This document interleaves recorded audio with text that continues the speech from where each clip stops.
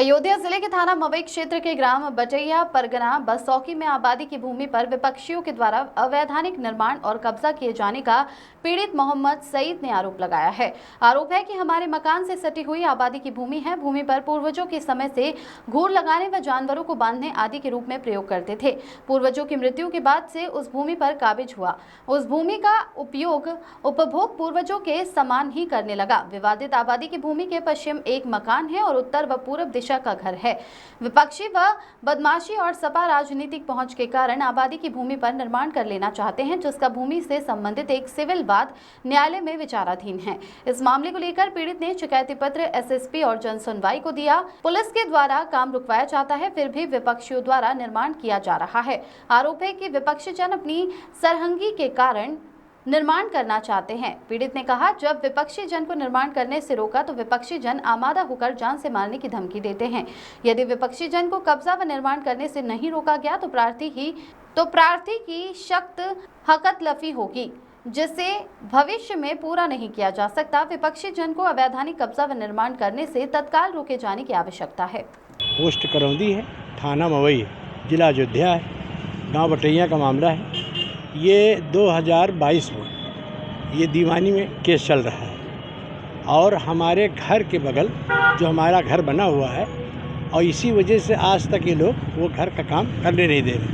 तो उस ज़मीन हमारी पड़ी हुई है और 288 गाटा संख्या नंबर हमारी ज़मीन का है और उसको बनाने नहीं दे। दीवानी में विचाराधीन केस चल रहा है सिविल लाइन में और इस वक्त पे सिविल कोर्ट जो है बंद है, सिविल कोर्ट बंद है।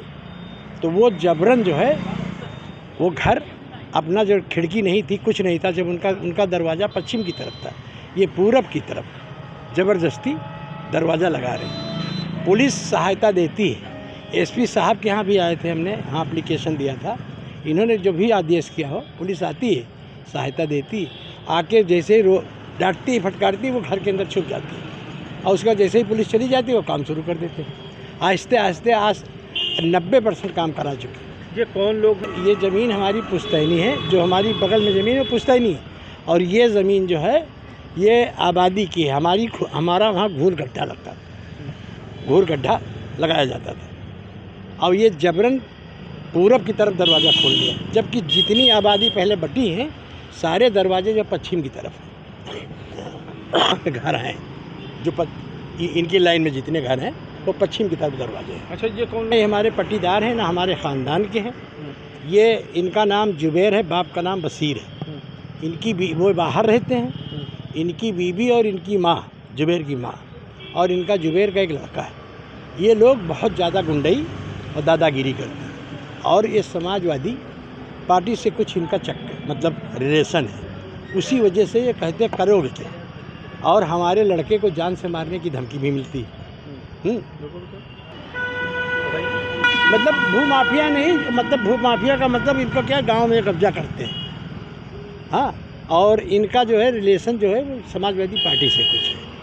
उसी वजह से ये एकदम खुलेआम दादागिरी करते थे और मौके का मुआयना पुलिस भी कर चुकी है। पुलिस की कोई खता नहीं है, गाय को झूठ बोलने पुलिस की खता है। पुलिस बाकायदा आती है, पुलिस हेल्प करती है। आज हम एसडीएम साहब के पास गए, वहाँ थे नहीं, गए थे एप्लीकेशन देने के लिए।